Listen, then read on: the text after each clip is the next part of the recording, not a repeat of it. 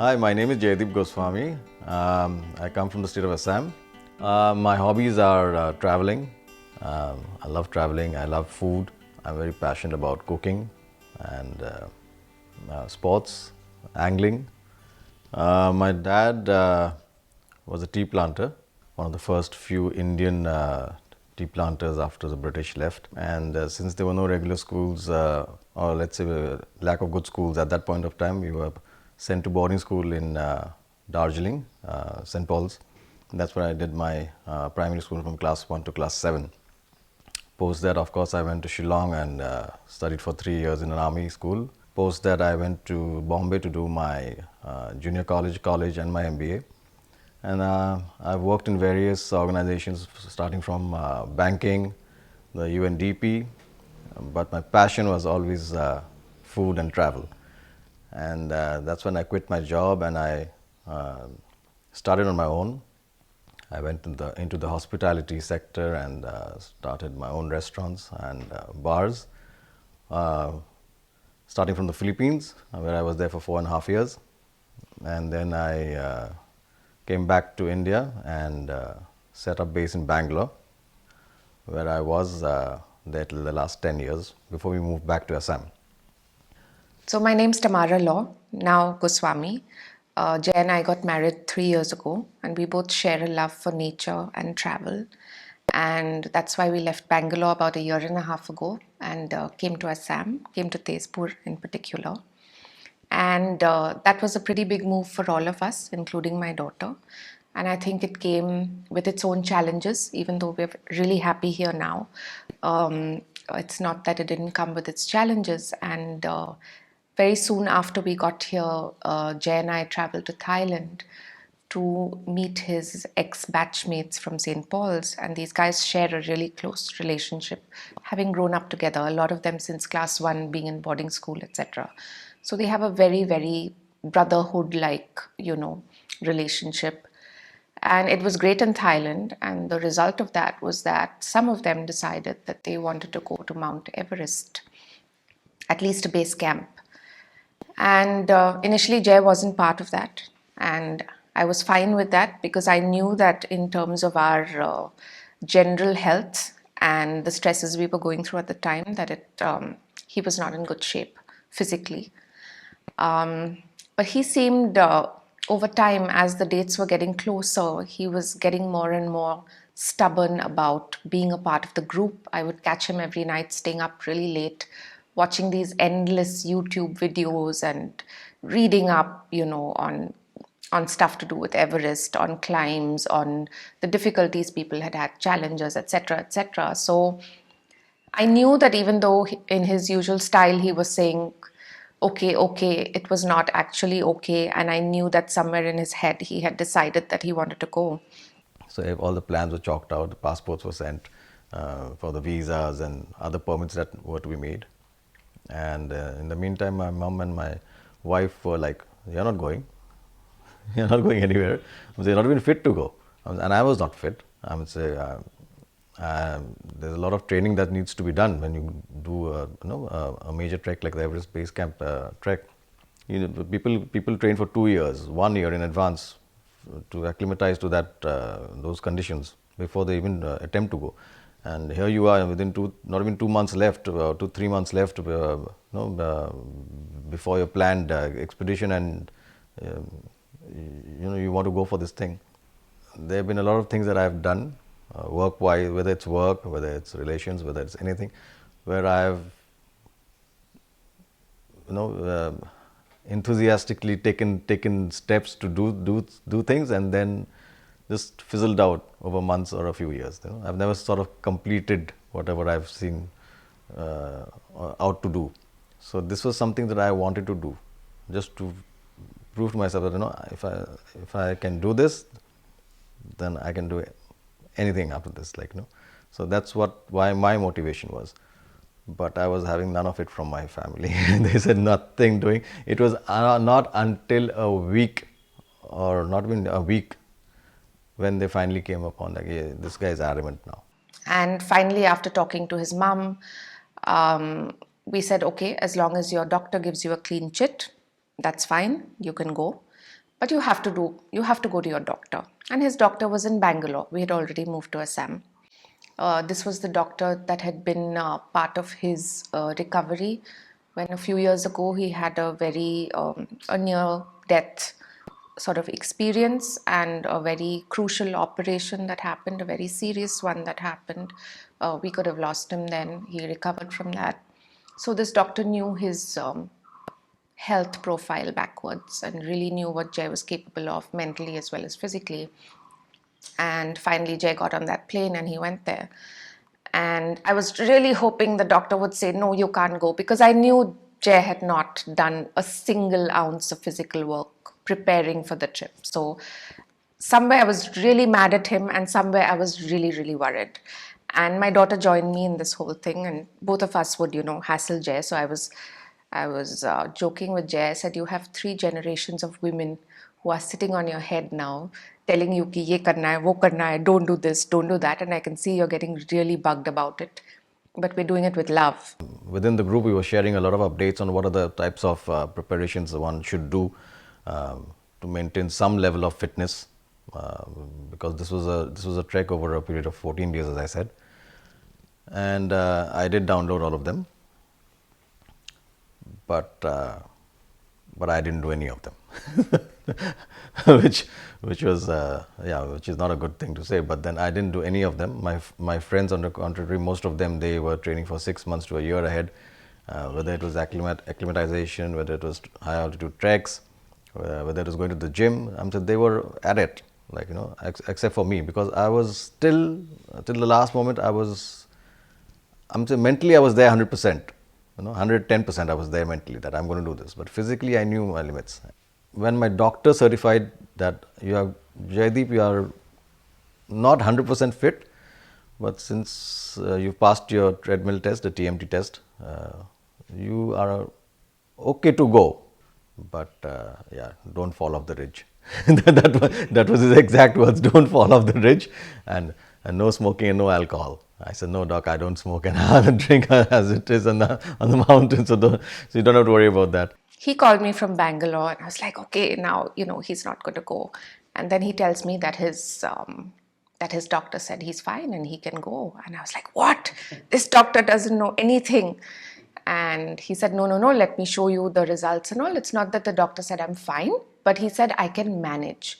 But then because his doctor said okay, somewhere we said theek hai. But I was still really mad at him. He hadn't bought the equipment he needed, nothing. Literally one day before the trip, he goes to Decathlon, buys all the stuff. I said, you're so interested in going for this, you're so married to this idea, and you still haven't prepared for it the way you should. He said, no, I knew I wanted to go, but I was not sure. So there was all this turmoil, I think, even in his head. And I think because he had watched all these endless videos, he knew what he was up for. He wasn't doing it blindly. But somewhere there was a stubbornness inside him, and I don't know, maybe being his wife, I kind of understood that maybe he needs to do this for some personal reasons and not just to have an adventure with the boys or to hang out with the boys or something. It was something more than that. And he left on his trip. I flew from Guwahati via Calcutta. Very interesting again. I nearly missed my flight from Calcutta to Kathmandu, because from Guwahati usually it takes about 45 minutes, but this particular aircraft, being a smaller aircraft, it took about 1 hour 45 minutes. So I was very nervous. I just kept telling the crew and to just inform the ground crew in Calcutta, can you just ask them to hold the aircraft there, because I was flying Indian Airlines or Air India, and I thought I'm going to miss the flight, and if I miss the flight, that's it. That I know that the group is going to go away the next day without me, because there's no other flight before that. Somehow I managed to just get transferred from the tarmac itself, from this aircraft to the other aircraft, and I reached Kathmandu, where I was picked up and taken to the hotel where all the boys were staying. I was the last one to arrive, and they were like, okay, and hey Goose, you have arrived. Goose is my nickname in school because of Goswami, so they used to call me Goose. So we were all very happy, and there was a gala dinner thrown by a batchmate of ours who who live in Kathmandu. We were like, very relaxed, chilled out. We had a gala time, good night out. We had a dinner, we had a drinks, and it was like as if it was going to be a party. Like, dekha jayega what happens. Hardly realizing what was in store for us from the next day onwards.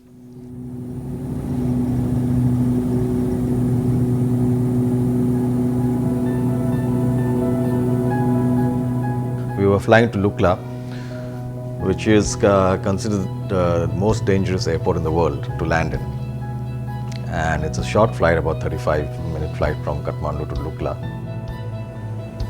There are only a few experienced pilots who have the certification to land in Lukla and take off from Lukla. So it was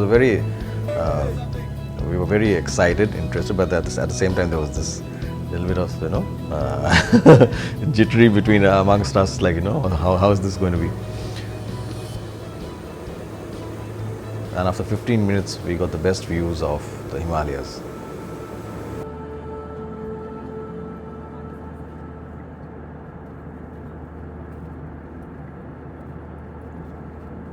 All the mountain range of the Himalayas. We took beautiful photos and videos.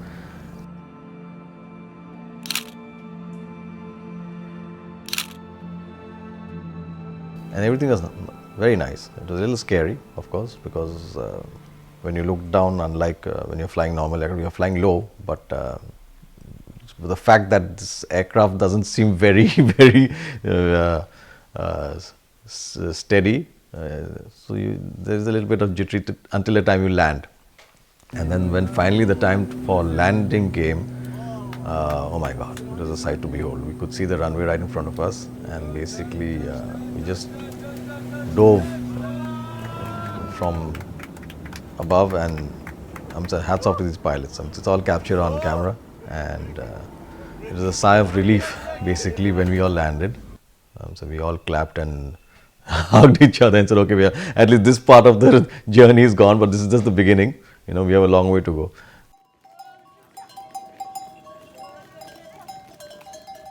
We started off from Lukla to a place called Phakding, which was about a 5-6 hour trek, and we were very excited. And we started in the afternoon. The weather was not great, it was cloudy, and we stopped for lunch about 2 hours into our trek, and it was all right till then. We could manage it. It was good fun, and we stopped by for lunch, and we had our first meal of dal bhat, which is a local cuisine. And post lunch, immediately when we started, we got our first actual real climb. The next 15 minutes was we were having difficulty breathing because we thought it would be nice and gradual, but it was a little bit strenuous on the body, and it was very wet and slippery because it was raining also. But the views, we stopped by for the views every 20 feet or 30 feet just to take photos all over the place.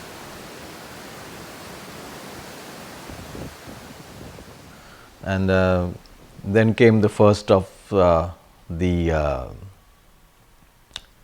what do you call it, the bridges, and I just froze.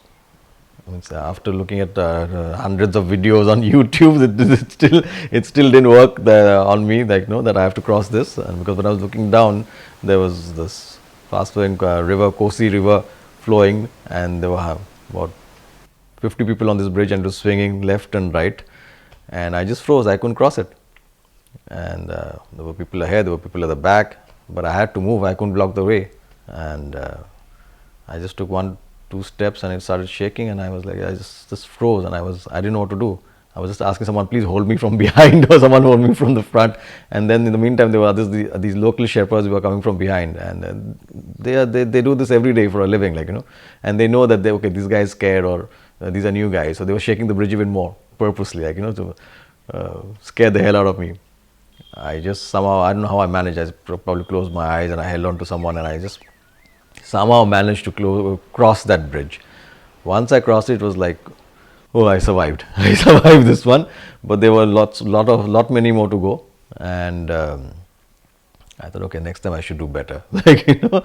Our first suspension bridge. And as you can see, our fearless leader, Dr. Shanghai. Fearless leader, let's see our fearless leader. How was it, Nikesh?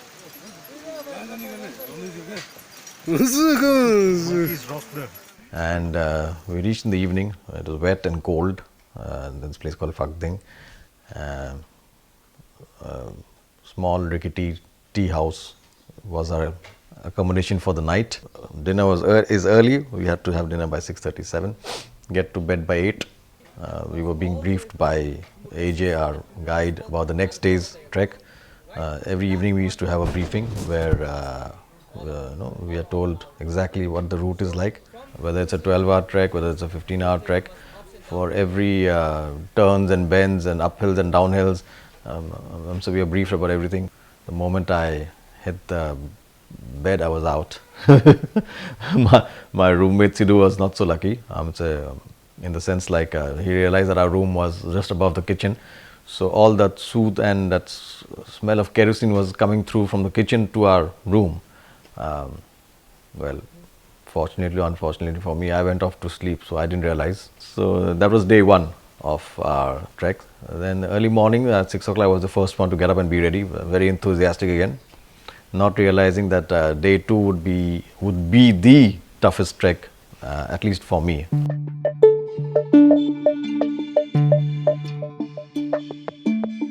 The second day there was the mother of all bridges, which is called the Hillary Bridge, and it was a sight to behold. So when we saw it from downstairs before we started climbing, so we looked up and we saw, okay, the tummy was, it was churning. There was a tummy churning experience. It was like, how am I going to do this?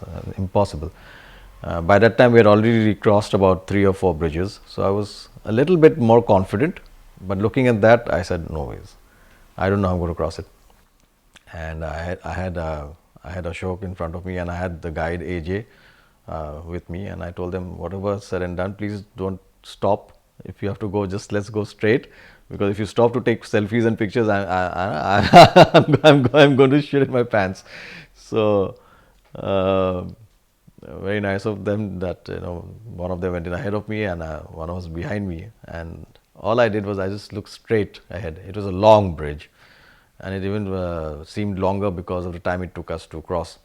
And our guide AJ told us, like, Jai Shar, sir is pronounced as Shar, Jai Shar, why don't you stand up straight, like, and walk normally, you'll be better off. So I did that, and I was better off, because the moment you start buckling your knees and all, then you lose control of your upper body.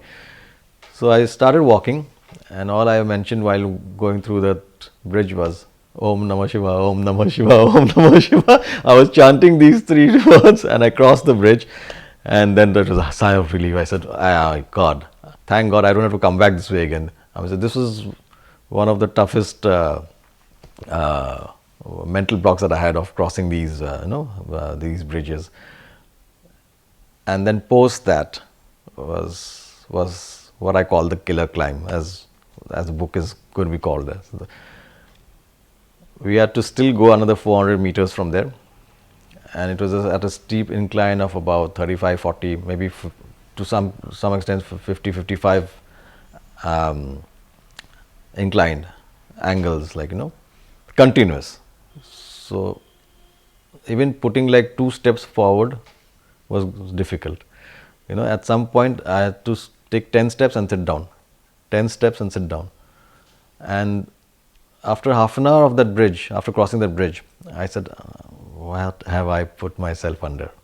And I was running out of snack bars and everything, because I needed to replenish the body, drink a lot of water.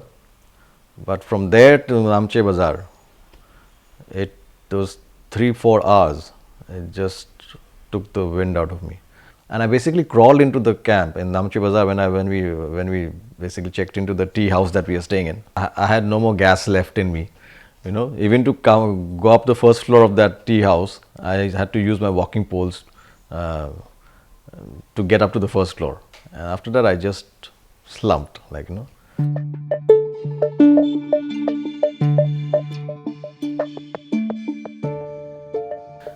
Third day, the trek was about 3 hours, 4 hours, not so long, but it was still strenuous. You had to go up.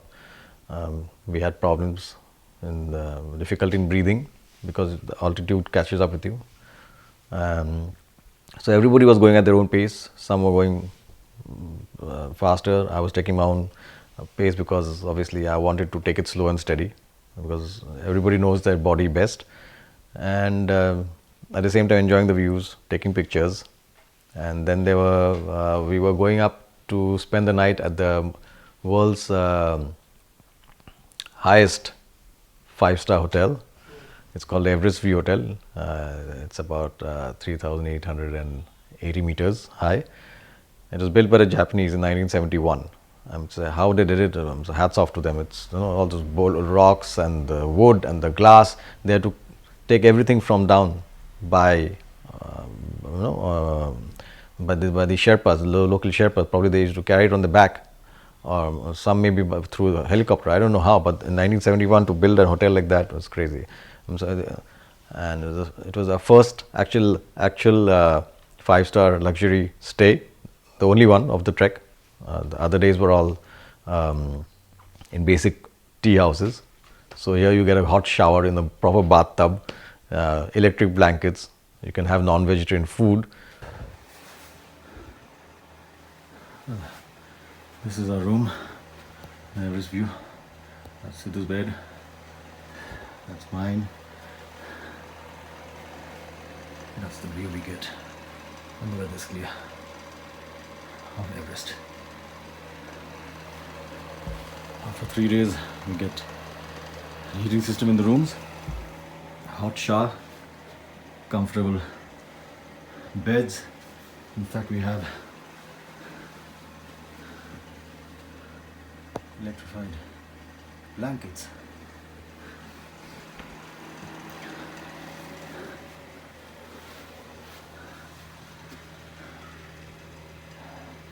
It's been cloudy since the time we've come. Hopefully tomorrow morning for breakfast we get a clearer view of the mountains and a luxury in the mountains, the world's highest hotel. Showers after 3 days.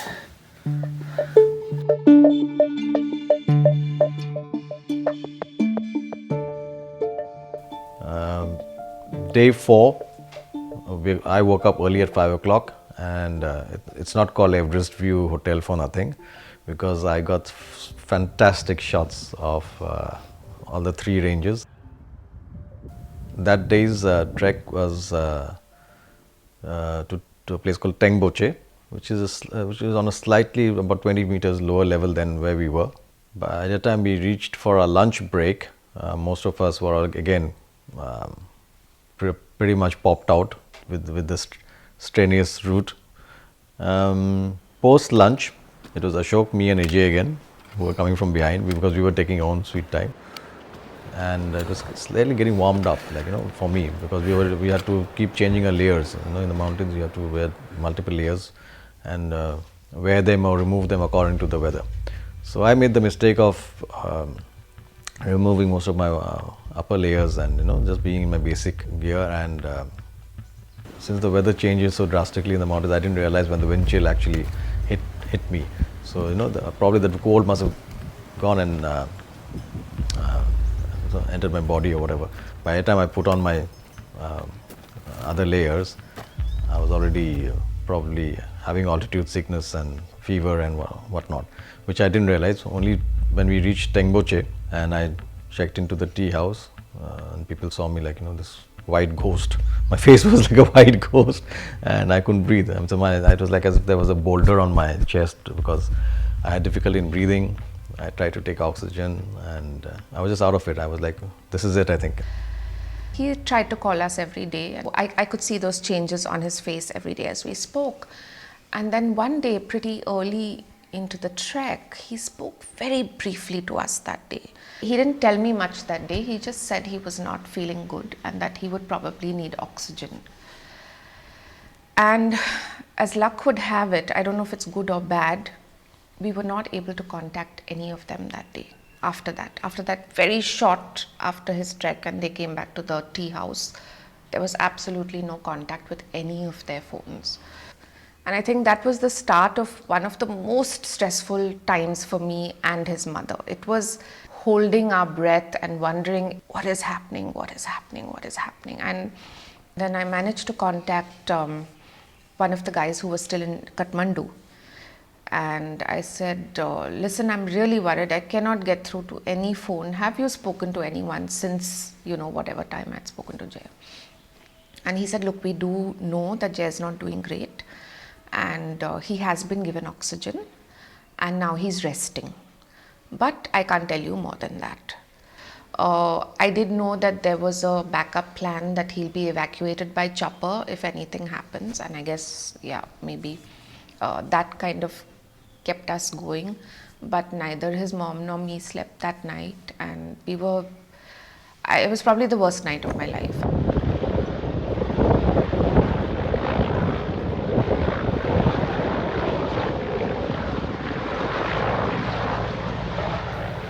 So when I woke up the next day, it was as if like nothing happened. I checked myself, I was like, okay, no fever. I was not feeling that heaviness or anything, and thankfully everything was okay. Gusi? Yeah, I was not doing too good last night, but yeah, ready to rock and roll, man. Cheers. And we went off the next day to the place called Dingboche, which is again about a 12 to 14 hour hike. So Dingboche was again an acclimatization base camp, let's put it that way, because we were to spend 2 nights there. So because the rule of mountain climbing is you climb high but you sleep low. So if you're climbing like this, you always come down a little bit, and that's where you sleep, so that your body is acclimatized. We were supposed to stay 2 nights in Namche, but we stayed only 1 night in Namche, and 1 night we went up again to the Everest View Hotel. So we didn't actually have an acclimatization night or nights. You usually have two days continuous in the same place. It's Amadablam. There's Ashok and OJ leading from behind. Our head guide. And look at the view. We're at 4,000. Now it's almost like 4,200 something. 4,200. Yeah. We're going to 4,400. 410 meter. All right. 4410, sir. All right, let's go. Yes, sir. We'll do it, sir. So Dingboche was the place that we were to stay for 2 nights, and it did us a world of good to all of us. Those two days in Dingboche, because body got to rest. Though the next morning again we had to do an acclimatization trek up to a mountain, which we did. I'm glad we did it. It was difficult, but we did it. And 2 nights we stayed in a good tea house, well taken care of by the hosts, good khana, and we just relaxed. And of course, we were briefed again by AJ, our guide, that it's not going to be easy. It's going to be strenuous, and it's all about how you manage the altitude. We also noticed that the bonding between the guys and the relationship that all of them shared was really helping each of them in a way that I didn't understand before. In a way I couldn't see earlier in the trip. I was seeing it more and more as they were going higher and higher. I think they needed each other's moral support more and more as things got tougher. And then also as they climbed higher, just the sheer beauty of the mountains and the environment, and Jay's enthusiasm and his wonder at what he was seeing, I think it came through on our FaceTime calls. And we also started feeling that celebration with him. Okay, they're getting closer and it's so gorgeous, and no one's able to witness this unless they do the hard work. So nothing good comes out of not doing the hard work. So we started somewhat celebrating with him, feeling more proud that he's doing this. And I remember this one image. He did a FaceTime with me and he also sent us a lot of images, but it was like there was this blanket of white, one big peak in the middle, and like the sky had opened up and was pouring gold down the mountain, and it was stunning. I cannot begin to tell you. And Jay said, look, the photos are not doing any justice. You have to be where I am, see it with your two eyes. If you think this is great, if you're here right now, you will, it's out of this world. It's magical, And I believed him. I could see that motivation and that happiness, back on his face. And that felt really good for his mom and me.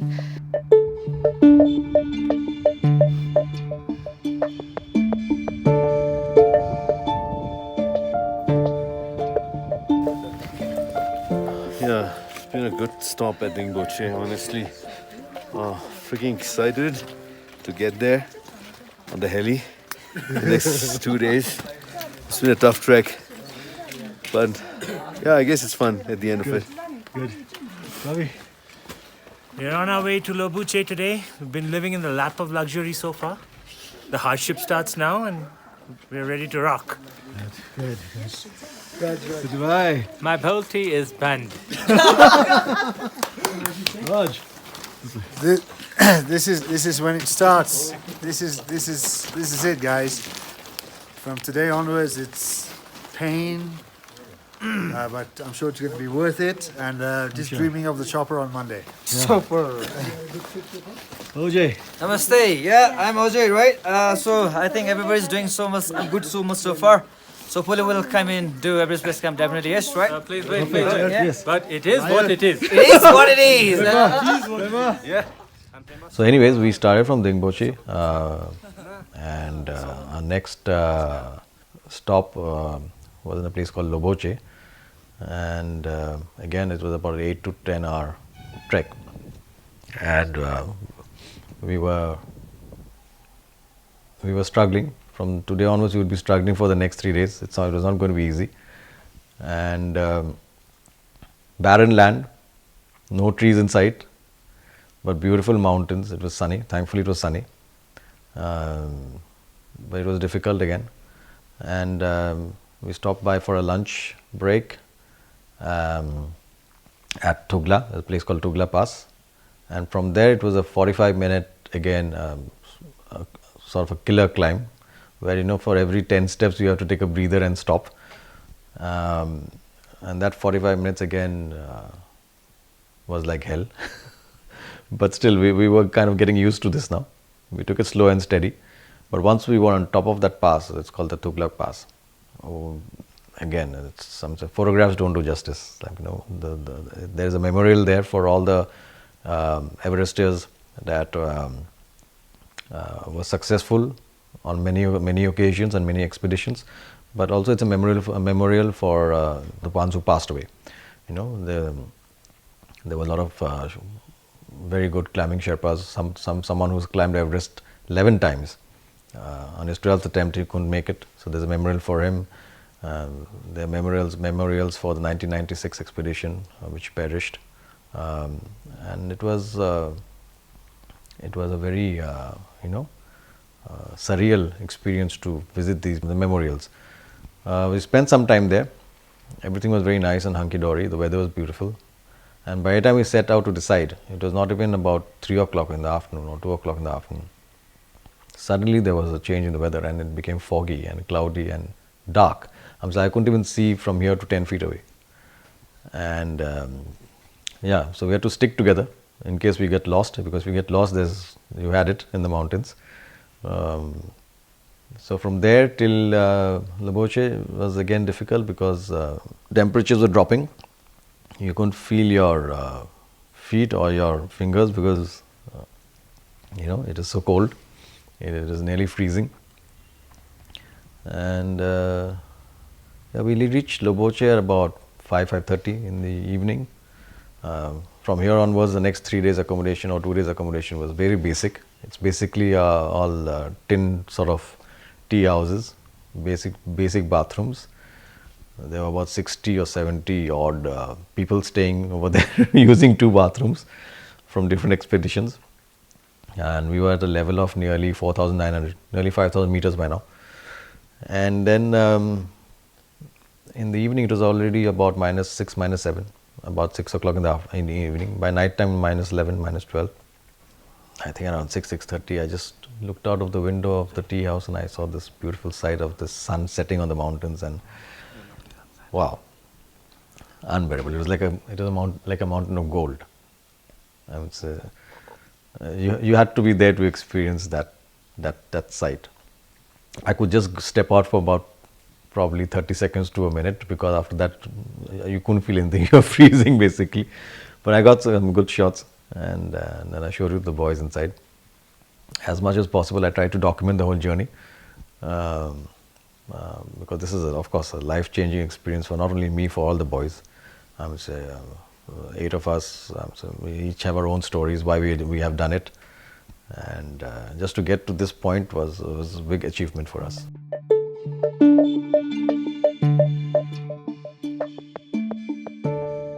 And early morning next day we had to leave very early, about 5 o'clock or 5:30 in the morning, because it was a long trek. It was over 14 hours, sorry. So it was already -12 in the morning. We had to put on our down jackets also because it was so cold, and 5 layers. And still we were struggling with the fingers. Nobody told us it was going to be this cold. They lied. Did they? They lied. So it's our last day. On We're a on our high. way to Everest Base Camp. We're Yeah? supposed to be reaching Everest Base Camp today. I'm sure the adrenaline's going to get us there. Looking forward. All right. Good see. It's -11 degrees right now. We're looking forward to hitting here EBC and finally reaching our goal. You go. What is called? All right, hey, we're almost ready for the base camp, right? That's right. Yeah. You going? How you feeling? 11 and warm as anything. Oh, you warm as anything? We're going there. Where? Somewhere there. Somewhere there, yeah. There he is. There he is. What do you got to say? We're ready. Ready for? Ready for the Everest Base Camp. It was hardly 10 minutes in the morning when we went out that I was struggling to hold my walking poles. I couldn't feel my fingers. It was hurting so much, I couldn't walk. I started basically crying. I started crying because I couldn't walk. I couldn't feel my left feet, my right feet, and I couldn't feel these were hurting. I couldn't even do this to my fingers. Fortunately, one of the Sherpas, Pemba, he helped me out. He had these chemical warmers, what you call as chemical warmers. You put them inside your inner gloves, and then they warm up your hands. It takes about 45 minutes to 1 hour. So by the time it warms up, at least you feel slightly normal. So it helped, but it took about 45 minutes to 1 hour. And that's when I started again climbing. It took about I think good 4 hours, 3.5, 4 hours to Gorakshep. That was the last point before you start your climb to your base camp. And Gorakshep would be the last point, last tea house where we stay. So there are about 3 to 4 makeshift tea houses, because it's a glacier. It's a live glacier. So only during the few months of the whole year they do these makeshift tea houses, and then they remove it. So we reached Gorakshep, and there was a doctor there who was also doing an expedition. She was from the UK, and very nice of her to help us out and do a sort of a preliminary check of our pulse and heart and everything. So most of our heart rates were very high because of the climbing that we were doing, or the altitude that we are in. We could see the glacier, the Khumbu Glacier, which comes down from Mount Everest, and basically we were just going on adrenaline right now, because we knew that we had done 99% of this thing. This is another point some percent, and it was strenuous again, but we did make it there at about I think 2 in the afternoon or 3 in the afternoon. Lovely weather again. There are quite a few people who had made it by then, Everybody was taking the photos. We were taking a photo. We were taking group photos. We were taking individual photos. We were hugging each other. It was an emotional breakdown for all of us. We were crying over there because the last 11 to 12 days, what we went through, as a group, the highs and the lows, the physical strains, the mental this thing that we had all gone through individually, it all just came over at the base camp.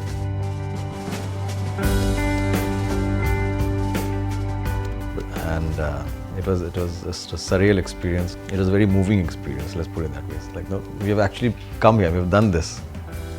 Took the flag, and it is again a very proud moment to take a picture with the flag on top of Everest Base Camp.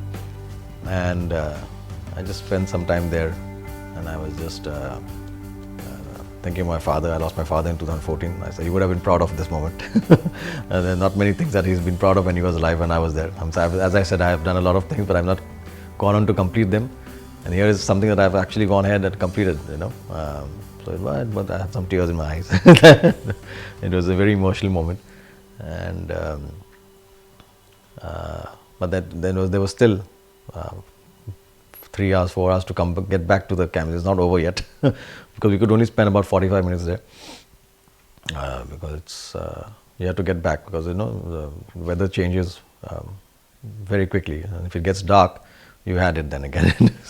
And then we decided to get back. But by this time, I had become a pro. I had become a pro in crossing the bridges. I was very confident in crossing the bridges. A lot of the guys had slowed down by that time, and for some reason by that time I was very quick in getting back. So I got back in 2.5 hours to Gorakshep, the place that we were going to stay for the last night. And again, as we got back about 5:30, it was really cold, and I saw this sunset hitting Everest and the other mountain ranges nearby, and it was just an icing on the cake, basically.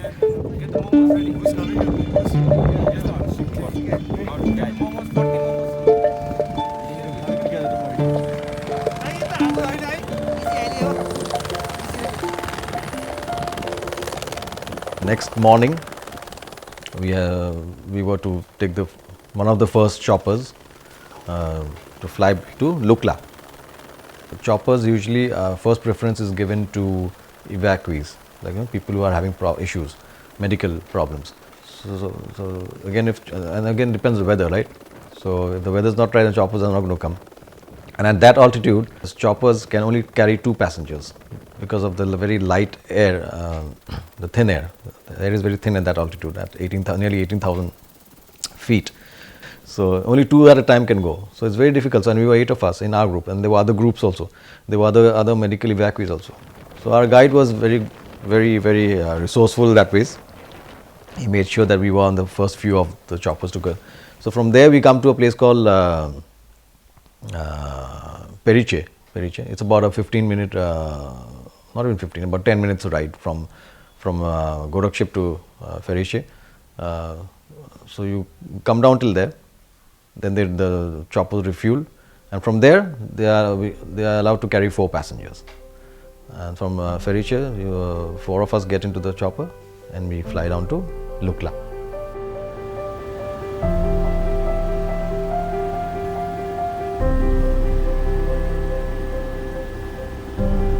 Say something. Yeah, everything is fine now. Let's see, right?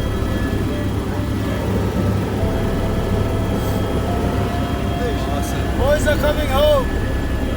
What? Take a video, dude. I'll take a video, man. Awesome feeling, man.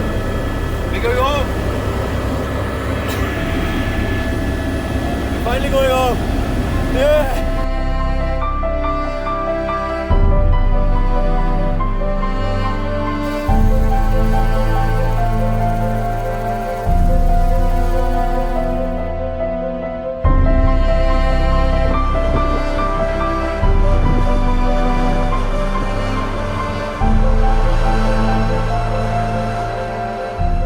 Once he was back, I think for the next month, all we heard about was references to his trip or certain stories about the trip. He started very studiously writing this journal, typing on his iPad at that time about his experiences. It was almost like he needed to capture every moment and keep it for posterity. And he just seemed like a switch had gone off and he was a different person. All the positivity that I had seen and fallen in love with 3 years ago just came right back. And all the stresses we had been going through and the challenges of moving and whatever it was, everything seemed to have melted and there was this new Jay suddenly, and that felt awesome.